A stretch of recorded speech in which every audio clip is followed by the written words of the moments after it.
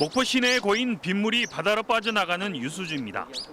넓적한 부리를 이리저리 흔들며 얕은 습지를 뒤적이는 철새들. 천연기념물인 노랑부리 저어새입니다. 확인 가능한 것만 19마리, 마치 동물원을 연상케 합니다. 일부는 부리를 깃털 속에 묻은 채 한쪽 다리로 서서 휴식을 취하고 있습니다. 노랑부리 저어새가 이곳을 찾는 이유는 먹이와 휴식처 때문입니다.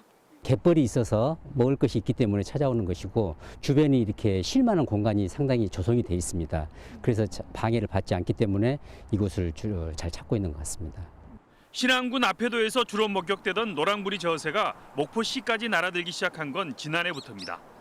유수지가 이처럼 철새에게 소중한 공간으로 변모했지만 주의를 촉구하는 안내판은 어디에도 찾아볼 수 없고 아예 주변을 매립하는 작업이 한켠에서 이루어지고 있습니다. 더욱 안타까운 것은 도요새 등 200여 종의 철새들이 찾는 바로 옆 남항습지도 이미 갯벌 매립이 추진 중이라는 것입니다. 저쪽에다 이제 그 친환경 삼박 클러스터 이거를 만들겠다고 하는데 문제는 그렇게 되면 철새들이 쉴 수 있는 공간이 점점 줄어들어서 결론은 이 애들이 이제 떠날 수밖에 없는 거죠.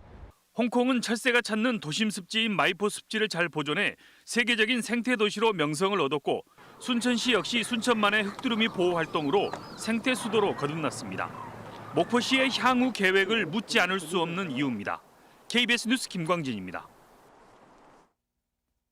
전라남도는 오늘 브리핑을 열고 오는 24일 0시부터 5인 이상 사적 모임을 금지하고 요양병원과 정신병원 등 종사자들을 대상으로 한 선제적 진단검사를 2주마다 시행하는 등 특별 방역 대책을 발표했습니다.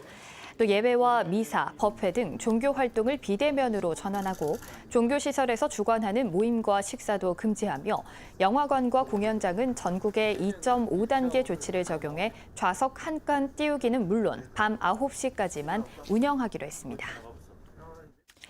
전라남도 의회 예산결산특별위원회가 논란 중인 학교 조리실무사 충원 예산 삭감과 관련해 학생 수 감소 등에 따른 예산 감축과 코로나19로 인해 불가피했다고 밝혔습니다.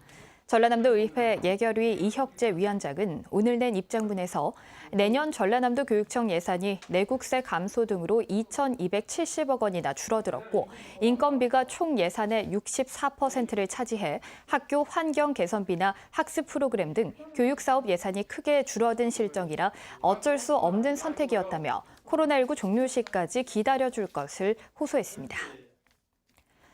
목포 수협은 위판고 2천억을 돌파해 수협 설립 84년 만에 전국 91개 수협 전체에서 위판고 1위를 기록하는 등 사상 최대 실적을 냈다고 밝혔습니다. 목포 수협은 또 연말까지 위판고 2,050억이 예상된다며 이를 달성할 경우 지난 2017년 여수 수협이 달성한 2,026억 원을 뛰어넘는 지구별 수협 역사상 최고 실적이라고 덧붙였습니다. 목포시 북항의 수산종합지원단지가 준공됐습니다. 379억 원이 투입된 수산종합지원단지는 수산물 위판, 가공, 보관 기능 등을 종합적으로 갖췄고 선어와 새우젓을 나눠 소포장하고 굴비를 가공할 수 있는 시설 등이 들어섰으며 이달 말 운영을 시작할 예정입니다. 지금까지 목포에서 전해드렸습니다.